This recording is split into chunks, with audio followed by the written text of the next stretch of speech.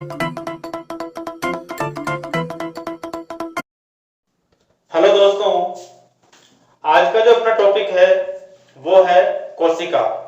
आज की इस क्लास में अपन कोशिका के बारे में सामान्य जानकारी प्राप्त करेंगे। कोशिका के ऊपर कौन कौन से प्रश्न हैं, कौन कौन से किस प्रकार के प्रश्न परीक्षा में पूछे जाते हैं, इन सभी का अपन विस्तार से अध्ययन करेंगे। तो दोस्तों, बात जब कोशिका की करते हैं तो कोशिका के बारे में अपने को ये जानना आवश्यक है कि कोशिका शब्द जो है वो अंग्रेजी के सेल शब्द से बना है। कोशिका अंग्रेजी के सेल का हिंदी रूपांतरण है और सेल शब्द लैटिन भाषा के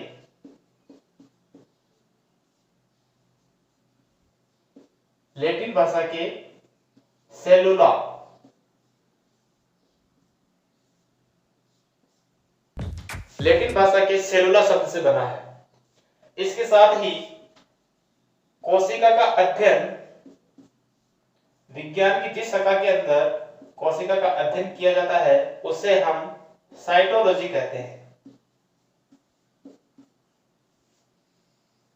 कोशिका अध्ययन को साइटोलॉजी कहा जाता है। साइटोलॉजी शब्द लैटिन भाषा का शब्द है जिसका अर्थ होता है कोशिका का अध्ययन। कोशिका का अध्ययन यह सेल प्लस लोगोस शब्द से मिलकर बना है, जिसका अर्थ है कोशिका का अध्ययन। तो बात कोशिकाएं कर रहे हैं तो सबसे पहले तो ये जानना आवश्यक है कि कोशिका के बारे में सबसे पहले जानकारी किसने दी या किसने अपने को कोशिका के बारे में बताया। तो एक वैज्ञानिक है जिनका नाम है रॉबर्ट हुक।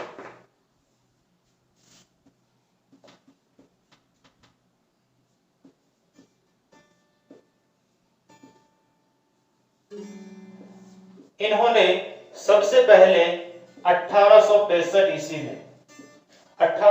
ईस्वी में इन्होंने कार्क पेड़ की एक छाल है जिसके अंदर इन्होंने मृत कोशिका को देखा। मृत कोशिका, जब इन्होंने कोशिका को उसमें देखा, उसका आकार मधुमक्खी के छत्ते के समान संरचनाएं दिखाई दी। इस प्रकार से इनको जो संरचनाएं दिखाई दी उनको इन्होंने सेलुला नाम दिया। यह प्रश्न अक्सर पूछा जाता है कि कोशिका की खोज किसने की और किसमें की। तो कोशिका की खोज कार्क में की गई और रॉबर्ट हुक ने की 1865 में की। इसके अलावा एक और वैज्ञानिक का नाम आता है ल्यूमेनहोफ।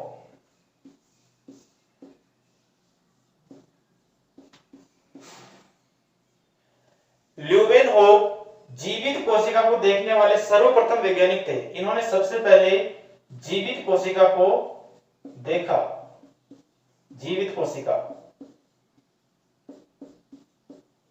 अतः अगर प्रश्न आता है कि जीवित कोशिका की खोज करने वाले वैज्ञानिक कौन थे, तो अपना उत्तर होना चाहिए ल्यूमेनहोफ। ल्यूमेनहोफ को बैक्टीरियोलॉजी के पिता, फादर ऑफ बैक्टीरियोलॉजी भी कहा जाता है।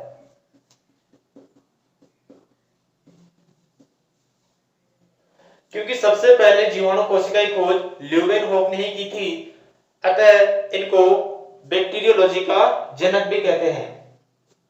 इसके बाद एक और वैज्ञानिक का नाम आता है रॉबर्ट ब्राउन। अक्सर कर विद्यार्थी इन दोनों नामों में कंफ्यूज हो जाते हैं। रॉबर्ट हुक और रॉबर्ट ब्राउन ये दोनों अलग अलग है। तो रॉबर्ट ब्राउन जो थे, इन्होंने सबसे पहले कोशिका में केंद्र की खोज की थी।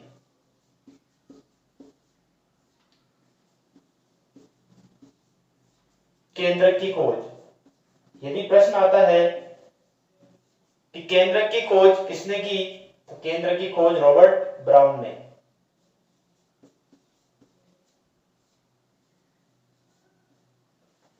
तो ये तीन वैज्ञानिकों के नाम हैं जो आपको याद रखने हैं, रॉबर्ट हुक, ल्यूवेनहोक और रॉबर्ट ब्राउन। रॉबर्ट हुक ने सर्वप्रथम मृत कोशिका को देखा, ल्यूवेनहोक ने सबसे पहले जीवित कोशिका को देखा, रॉबर्ट ब्राउन ने केंद्रक की खोज की।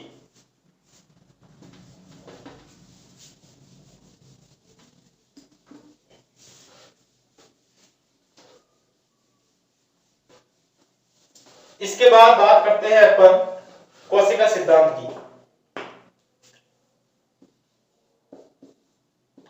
कोशिका के बारे में जानकारी देने वाले जो वैज्ञानिकों का नाम आता है उनमें है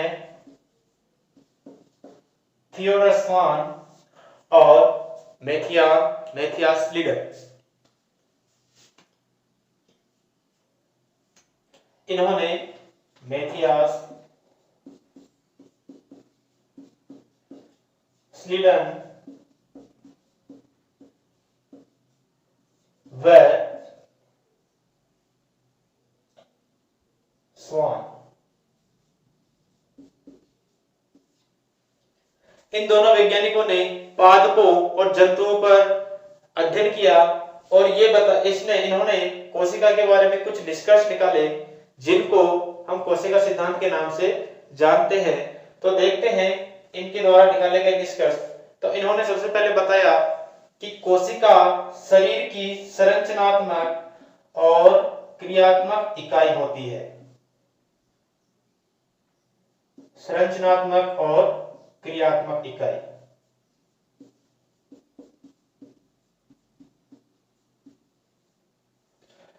प्रश्न आता है कि शरीर की संरचनात्मक और क्रियात्मक इकाई कौन सी है? तो अपना उत्तर होना चाहिए कोशिका। इसके साथ ही प्रत्येक जीव का शरीर या तो एक कोशिका से या अनेक कोशिकाओं से बना होता है। जो एक कोशिका से बना होता है उन्हें एक कोशिकीय, और जो दो या दो से अधिक कोशिकाओं से बने होते हैं उन्हें बहुकोशिकीय कहते हैं।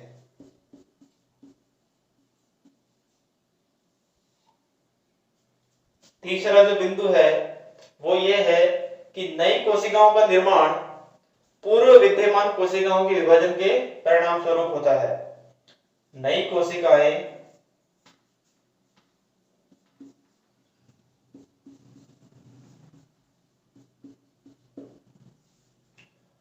पूर्ववर्ती कोशिकाओं से बनती है।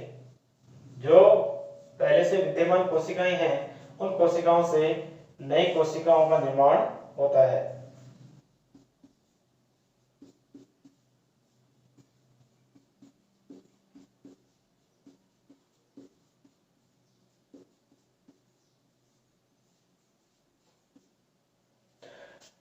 तो ये कोशिका सिद्धांत की महत्वपूर्ण बातें।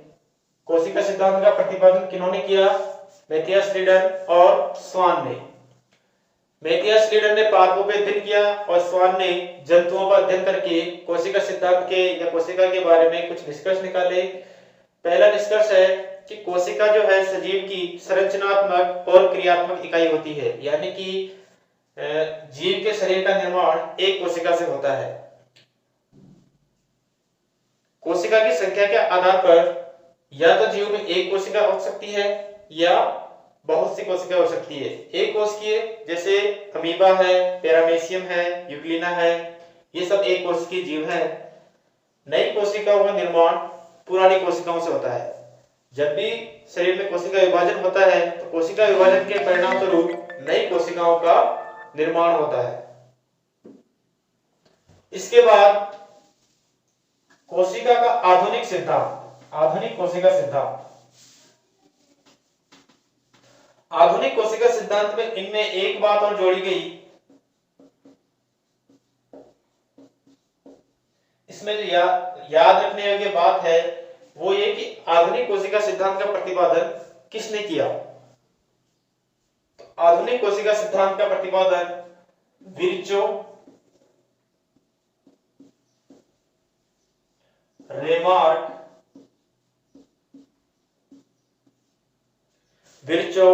रेमार्क, परकिंजे व नेजनी।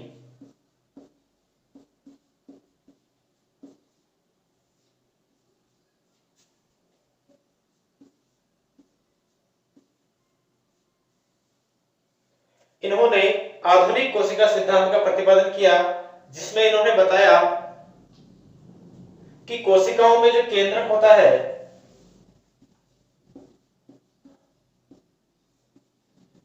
केंद्रक में आनुवांशिक पदार्थ भरे रहते हैं।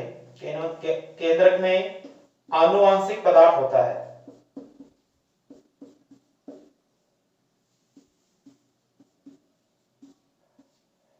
इसका अर्थ जो कोशिकाएं होती है वो आनुवांशिकी की इकाई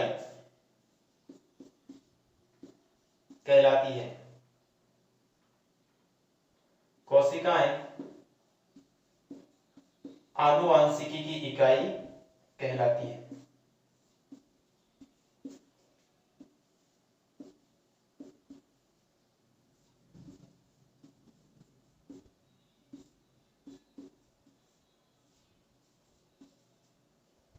प्रश्न बनता है आनुवांशिकी की इकाई है तो अपना उत्तर होना चाहिए कोशिका।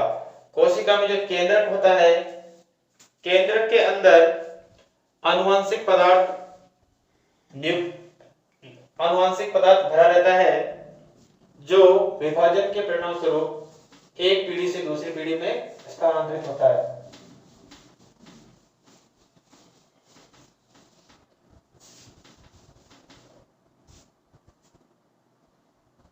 कोशिका सिद्धांत के बाद अब अपन बात करने वाले हैं कोशिका के बारे में।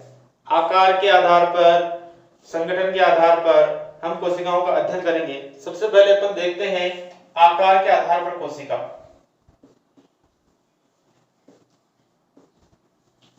आकार के आधार पर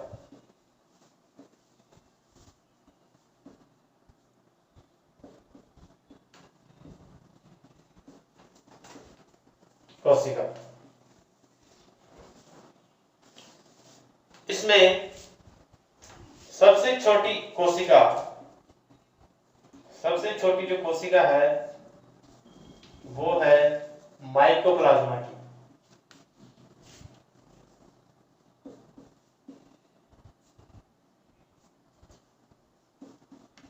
सबसे छोटी कोशिका माइकोप्लाज्मा लेडलिया।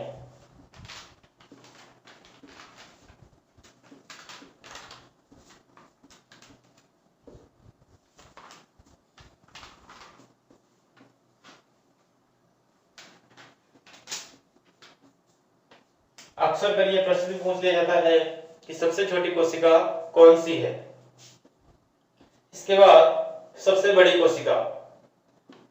सबसे बड़ी कोशिका है शुतुरमुर्ग का अंडा। शुतुरमुर्ग का अंडा संसार की सबसे बड़ी कोशिका है।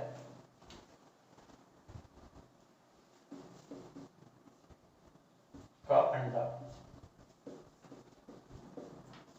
इसका व्यास होता है 17 सेंटीमीटर। इसके अलावा सबसे लंबी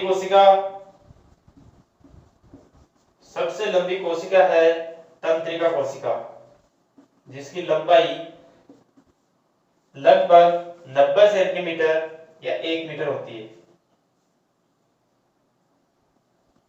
सबसे लंबी कोशिका तंत्रिका कोशिका।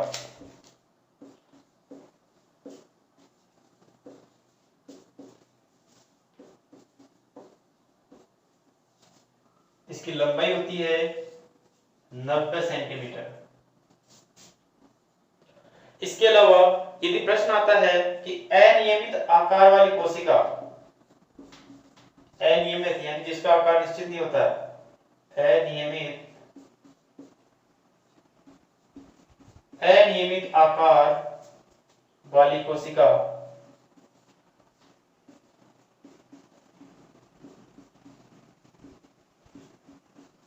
अमीबा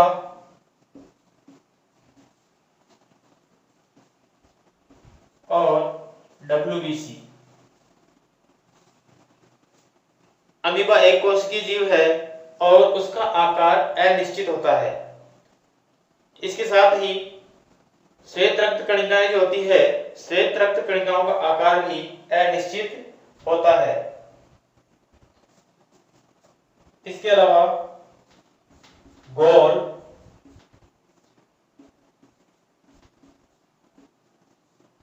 चपटी कोशिका है।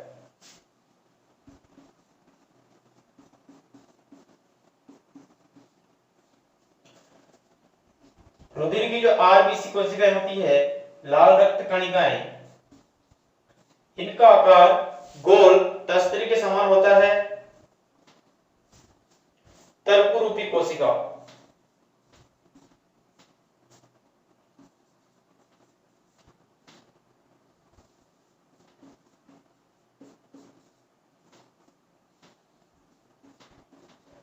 पेशियों की जो कोशिका होती है, पेशी कोशिका, मांसपेशियों की जो कोशिकाएं होती है,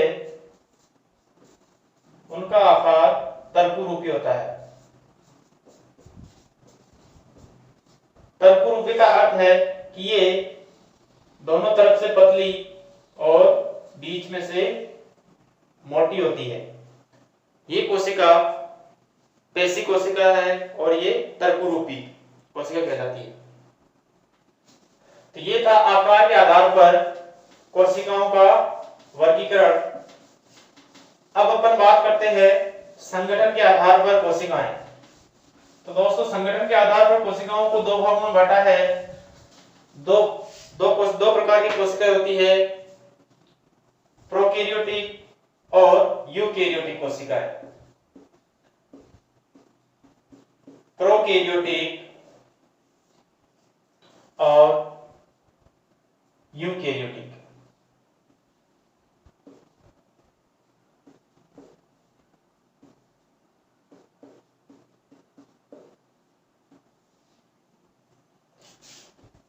प्रोकैरियोटिक शब्द जो है प्रो प्लस कैरियोन से मिलकर बना है, जिसमें प्रो का अर्थ है आद्य या प्रीमिटिव या प्रारंभिक और कैरियन का अर्थ है केंद्रक। Eukaryotic eu plus karyon, eu plus karyon शब्द से बना है, जिसमें यू का अर्थ है सच्चा या वास्तविक या संगठित, और कैरियन का अर्थ है केंद्र।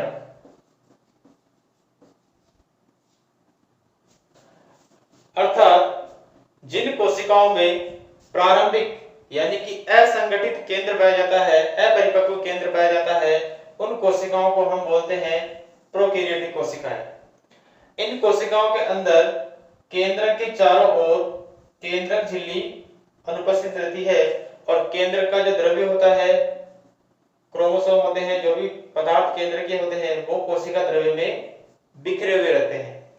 तो इसमें केंद्र के चारों ओर केंद्रक झिल्ली का अभाव होता है। तो ऐसी कोशिकाएं जिनमें केंद्र के चारों ओर केंद्रक झिल्ली नहीं पाई जाती, उन्हें प्रोकैरियोटिक कोशिकाएं कहते हैं।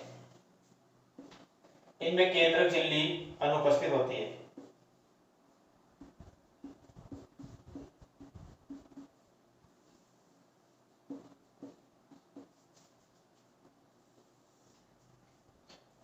यूकैरियोटिक कोशिकाओं में केंद्र के चारों ओर केंद्रक झिल्ली पाई जाती है, सुसंगठित केंद्रक पाया जाता है। केंद्रक झिल्ली उपस्थित। इसके अलावा जो कोशिकाओं में कोशिकांग होते हैं, इसका उदाहरण है जीवाणु,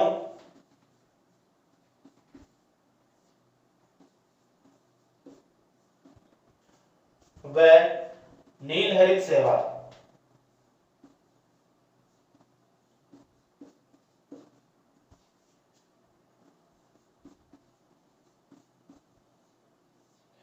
जीवाणु तथा नील हरित शैवाल प्रोकैरियोट्स कहलाते हैं क्योंकि ये प्रोकैरियोटिक कोशिकाओं से बने होते हैं। यूकैरियोटिक कोशिकाओं के उदाहरण हैं मनुष्य, पेड़, मेंढक,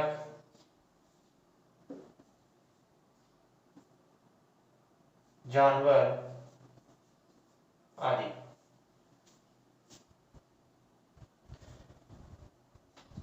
प्रोकैरियोटिक कोशिकाओं में राइबोसोम कण 70S प्रकार के होते हैं। राइबोसोम का जो संगठन होता है, अणुभार होता है, वो 70S।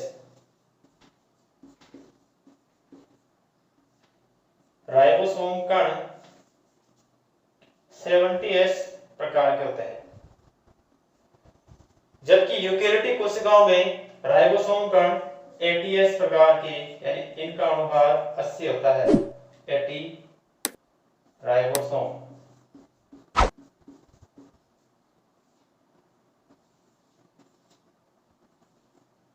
ATS प्रकार के होते हैं।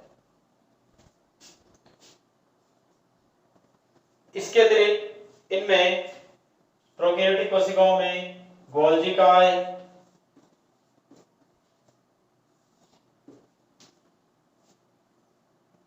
अंतःपृथ्वी जालिका,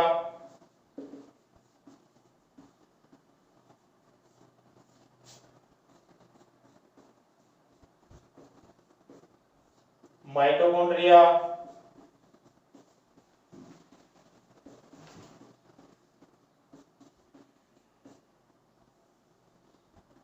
आदि कोशिकाओं का अभाव होता है। इन कोशिकाओं का अभाव होता है।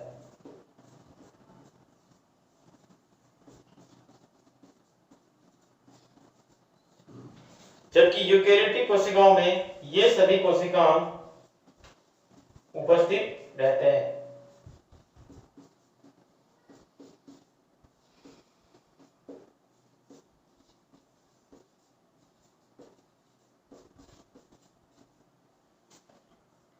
तो ये यूकैरियोटिक कोशिकाएं और प्रोकैरियोटिक कोशिकाएं। प्रोकैरियोटिक कोशिकाएं आद्य केंद्रक, अर्थात इनमें सुसंगठित केंद्र नहीं पाया जाता। सुसंगठित का अर्थ है केंद्र के चारों ओर केंद्रक झिल्ली का अभाव रहता है। केंद्रक झिल्ली के अभाव के कारण केंद्रक द्रव्य जो होता है वो कोशिका द्रव्य में बिखरा रहता है। इसके उदाहरण है जीवाणु और नील हरित शैवाल। यूकैरियोटिक कोशिकाओं में केंद्रक के चारों ओर सुसंगठित केंद्रक झिल्ली पाई जाती है, जिनसे केंद्रक द्रव्य कोशिका द्रव्य से अलग रहता है। इसके उदाहरण है मनुष्य, पेड़ और सभी स्तनधारी वर्ग या सभी विकसित जंतु। इनमें प्रोकैरियोटिक कोशिकाओं में राइबोसोम कण 70S प्रकार के और यूकैरियोटिक कोशिकाओं में 80S प्रकार के। प्रोकैरियोटिक कोशिकाओं में जो विकसित कोशिकांग है, जैसे गोल्जी काय, अंतःपृथ्वी जालिका, माइटोकॉन्ड्रिया, इनका अभाव रहता है, जबकि यूकैरियोटिक कोशिकाओं में सभी कोशिकांग उपस्थित रहते हैं। तो ये प्रोकैरियोटिक और यूकैरियोटिक कोशिकाओं के सामान्य जानकारी। इसके बाद